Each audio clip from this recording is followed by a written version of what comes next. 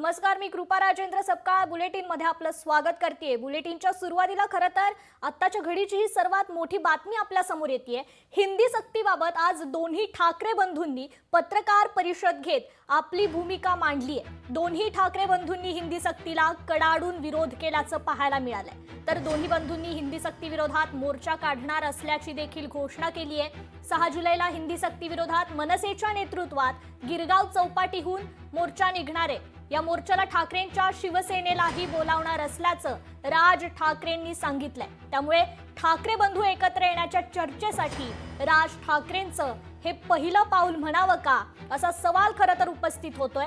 तर दुसरीकडे 7 जुलैला उद्धव ठाकरेंच्या उपस्थितीत मराठी समन्वय समितीचा मोर्चा निघणार आहे। त्यामुळे दोन्ही बंधू मराठीसाठी एकत्र येणार का याची उत्सुकता आता संपूर्ण महाराष्ट्राला लागली आहे।